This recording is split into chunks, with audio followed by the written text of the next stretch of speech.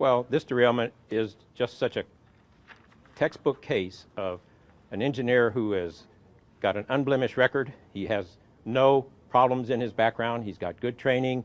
He's got just a high regard from his coworkers.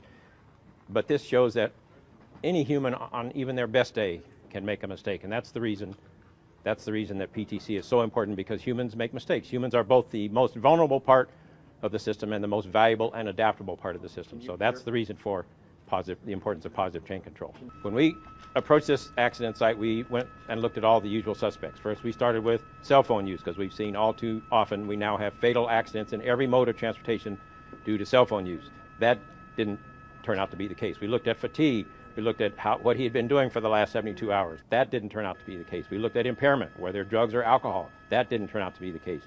That's why it took the process of elimination for us to come into the situational awareness aspect when we found out about the conversations that he had been having over the radio about the train that had been struck on the windshield. We don't know for sure exactly what was happening. He was unable to remember a lot of the details, so we don't know for sure exactly what happened, but we suspect that he may have been on a curve that was similar to a curve that he would have been on after Frankfurt Junction, after which the speed limit was 110, and the best that we can come up with after excluding impairment, fatigue, distraction by cell phone, excluding all the other suspects that we looked at, the best we could come up with was that he was distracted from this this radio conversation about the damaged train and forgot where he was.